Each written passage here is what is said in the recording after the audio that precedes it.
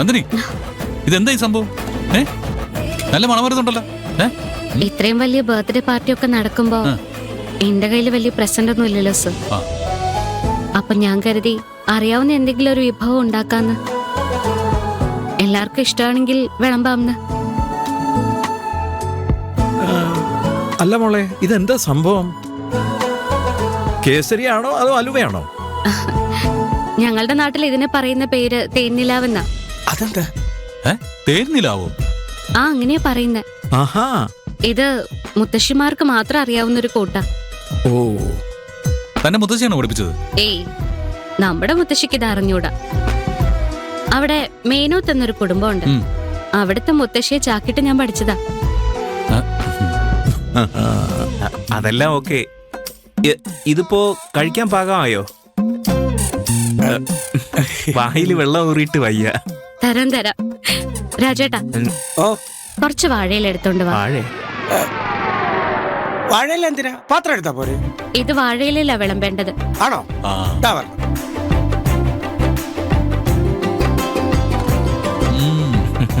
സത്യം പറഞ്ഞ വീട്ടിലൊരു ഫംഗ്ഷൻ നടന്ന നമ്മൾ വെക്കുന്നത് തന്നെ വിളമ്പുന്നതാ അതിന്റെ ഒരു ശരി. അതൊന്നും വേണ്ട സർ. ഇവിടെ വരുന്നവരൊക്കെ വലിയ വലിയ ആൾക്കാരല്ലേ. അവർക്ക് ഈ നാടൻ പലഹാരം ഇഷ്ടപ്പെടുകയില്ല. അവരത് കേട്ടിട്ടുണ്ടാവില്ല. അങ്ങനെയൊന്നുമില്ല.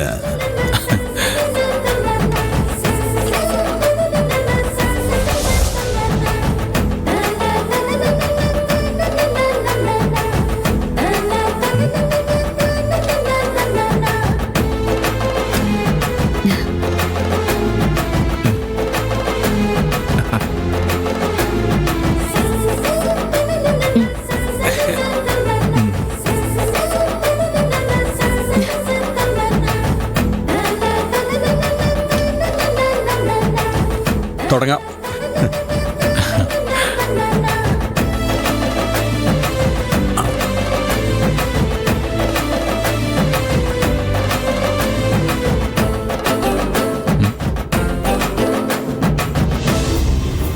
ഇഷ്ടായില്ലേ?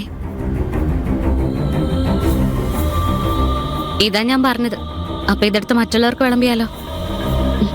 മോളെ, ഇത് വരുന്നവർക്കും വിളമ്പണ്ട, മാറ്റിവെച്ചേക്ക്. നമുക്ക് തന്നെ ഇതൊക്കെ കഴിക്കാം.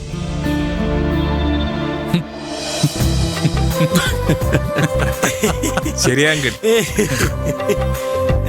ഇത് ഒരൊറ്റ ഒരെണ്ണത്തിന് കൊടുക്കരുത്. നമുക്ക് കഴിക്കാം. അതെ അതെ. വന്നവരെ കാറ്ററിംഗുകാരുടെ ഭക്ഷണം കഴിക്കട്ടെ. നമുക്കിത് മതി. എടോ നന്ദിനി, തന്റെ കൈപ്പുണ്യം ഒരു രക്ഷയില്ല.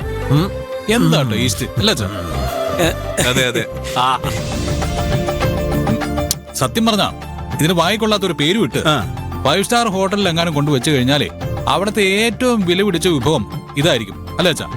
സംശയമുണ്ടോ? എന്റെ മോളെ, ഇതൊരു സംഭവം. ഞാൻ നേരത്തെ പറഞ്ഞതൊക്കെ വെറുതെയാ. ഇത് വരുന്നവർക്കൊക്കെ നമുക്ക് വിളമ്പണം. വേദയുടെ ബർത്ത്ഡേ ഇതിന്റെ പേരിലായിരിക്കണം അവർ ഓർക്കേണ്ടത്. എല്ലാരും ഇങ്ങനെയൊക്കെ പറഞ്ഞിട്ടും നന്ദിനിയുടെ മുഖത്ത് എന്താ ഒരു സന്തോഷമില്ലാത്ത? എന്നെ സമാധാനിപ്പിക്കാൻ വേണ്ടി എല്ലാരും കൂടി ചുമ്മാ പറയാണോ?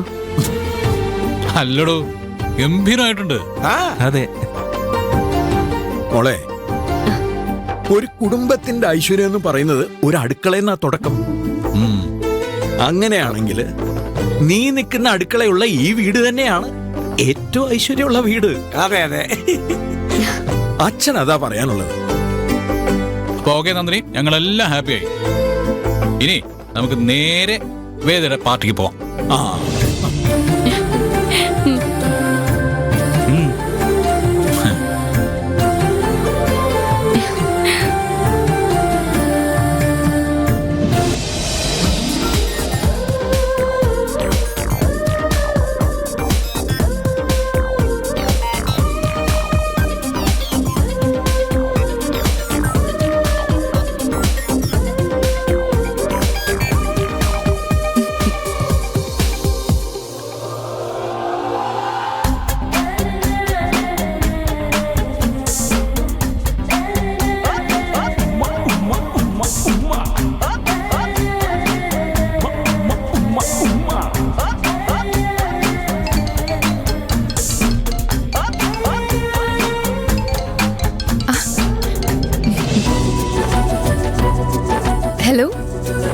ഹേ ബർത്ത്ഡേ ഗേൾ.